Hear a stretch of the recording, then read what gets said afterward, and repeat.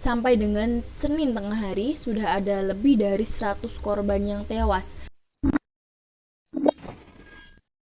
Assalamualaikum warahmatullahi wabarakatuh teman-teman. Mungkin dari kalian sudah ada yang tahu tentang tragedi yang terjadi pada tahun 1987 ini. Yap, tragedi Bintaro. Pada Senin pagi, 19 Oktober 1987, dua kereta api dari arah berlawanan melaju dengan kecepatan tinggi dan saling bertabrakan. Kejadian itu terjadi di desa Pondok Betung, sekitar 4 km dari stasiun Kebayoran Lama, yang merupakan kawasan pinggir barat Jakarta Selatan. Kelak, kejadian ini akan dinamakan tragedi Bintaro. Saat itu kereta api KA 225 dari Rangkas Bitung, Jawa Barat yang membawa 700 penumpang bertabrakan dengan kereta api KA 220 yang datang dari stasiun Tanah Abang, Jakarta Pusat dengan 500 penumpang. Itu hanya berdasarkan data yang tercatat membeli karcis saja, sebab masih ada ratusan penumpang gelap yang memenuhi gerbong, lokomotif, dan atap gerbong. Sampai dengan Senin tengah hari, sudah ada lebih dari 100 korban yang tewas, sementara 300-an orang mengalami luka berat dan ringan. Angka ini dipastikan bertambah, sebab di dalam gerbong masih ada 20-an korban meninggal tapi belum bisa dievakuasi. Sementara menurut Jawa Pos, kecelakaan itu setidaknya merenggut 156 nyawa dan 300 korban mengalami luka-luka. Jenayah dan korban luka itu ditampung dalam kurang lebih 7 rumah sakit terdekat, yakni Rumah Sakit Fatmawati, Rumah Sakit Setia Mitra, Rumah Sakit TNI Al Minto Harjo, Rumah Sakit Pertamina, Rumah Sakit Pondok Indah, Rumah Sakit Jakarta, dan Rumah Sakit Cipto Mangunkusumo. Karena masih ada banyak korban yang terjepit, bahkan sampai ada yang meminta untuk diamputasi kakinya, sebuah lokomotif direncanakan untuk didatangkan guna menyeret gerbong yang saling menjepit. Namun rencana itu dibatalkan karena akan membuat korban yang terjepit akan semakin remuk. Bisa dibayangkan semengerikan apa tragedi tersebut. Menteri Perhubungan saat itu, Rusmin Nuryadin, mengatakan di lokasi kejadian, selama masih ada korban yang masih hidup, gerbong tidak boleh digerakkan sama sekali. Akhirnya didatangkan gergaji besi mesin dan mesin pengelas untuk membongkar gerbong. Mungkin dari kalian banyak yang bertanya bagaimana kecelakaan itu bisa terjadi. Berdasarkan catatan yang diperoleh Tempo, pada kejadian hari itu, KA 225 menunggu KA 220 seperti biasa di Sudimara. Namun kereta yang ditunggu tak kunjung tiba. Sebagaimana dijadwalkan, KA 225 sudah meninggalkan Sudimara menuju Tanah Abang pada pukul 6:50 pagi. Karena kereta KA 220 tak kunjung terlihat, maka kereta KA 225 memutuskan untuk berjalan.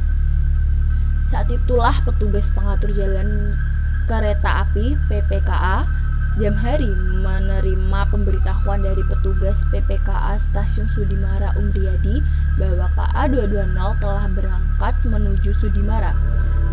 Kondisi kereta api yang mengangkut banyak penumpang itu tampaknya membuat masinis KA 225 yang bernama Slamet Suradio tak awas pada semboyan 46 yang diberikan Jamhari. Akibatnya, ia salah menangkapnya sebagai instruksi untuk berangkat. Masinis Slamet Suradio. Kala itu KA 225 dimasinisi oleh Slamet Suradio. Kepada Jawa Pos ia bercerita di depannya. Tepat di rel yang sama muncul KA 220 dari Tanah Abang menuju Merak. Saat itu ia tidak bisa berbuat banyak karena kereta itu melaju sangat kencang. Selain mengucapkan astagfirullahaladzim berulang-ulang, ia mencoba sekuat tenaga mengerem dan membunyikan klakson. Setelah tabrakan maut itu terjadi, ia baru tersadar saat berada di ruang ICU Rumah Sakit Kramat Jati dengan luka di badannya. Ia mengalami patah kaki kanan, sobek di kulit pinggul, dan rontok pada giginya. Saat itu Slamet bilang kereta yang ia kemudikan hanya berkisar di kecepatan 40 km per jam. Dalam insiden tersebut, pada akhir Oktober 1987, 4 pegawai PJKA diputus bersalah. Selain Slamet Suharyo, ada Jamhari, Umriyadi, dan kondektur KA 225 Adung Syafei. Pada April 1988, mereka berempat mulai disidang. Slamet kemudian divonis 5 tahun penjara, Adung Syafei dihukum 2,5 tahun penjara, sementara Umriyadi dan Jamhari masing-masing dihukum 10 bulan penjara. Slamet bebas di tahun 1993. Slamet masih boleh ke kantor walaupun hanya sebatas disuruh apel pagi. Tapi setahun setelahnya ia diberhentikan secara tidak terhormat. Padahal ia sudah bekerja di PJKS atau sekarang bisa disebut PT KAI sejak tahun 1964 dan mulai menjadi masinis sejak 1971. Ia pun merasa menjadikan hitam pada tragedi itu. Pengabdian saya selama puluhan tahun seperti tidak berarti. Ungkapnya. Di masa tuanya, Slamet kini bertahan hidup dengan berjualan rokok eceran.